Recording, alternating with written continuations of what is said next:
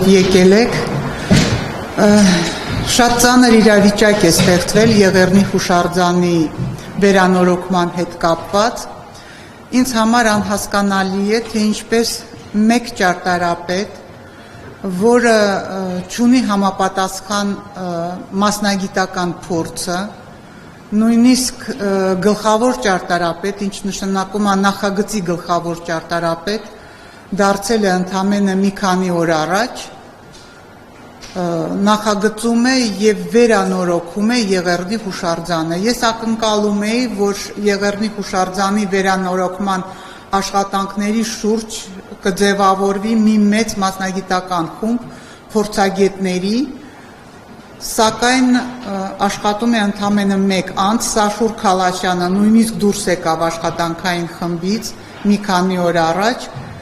Ես ուզում եմ ձեզ ցույց տամ, թե ինչպիսի վիճակ է այսօր տիրում Եղեռնի հուշարձանում և ինչի այսքան շուտ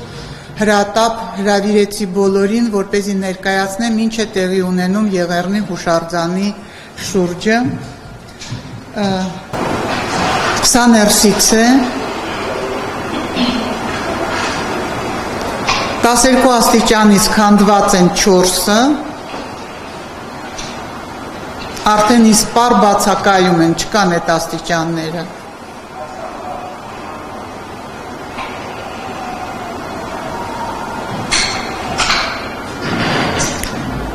Եվ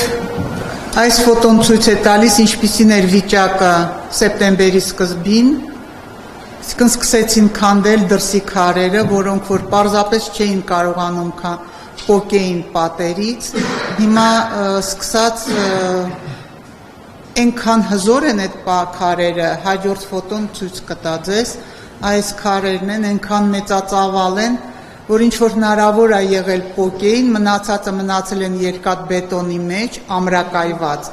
ու փորձում են հարթեցնել, որ դրա վրայից, այդ քարերի վրայից, անեն նոր աբլիցովկա, դուք պատկերացնում եք, սա ցույց է տալիս դեպի ներքև տանող աստիճանների իրավիճակը հիմա, ներկայիս վիճակն է, սա ներքևից ինչպիսի տեսք ունեն մեր աստիճանները,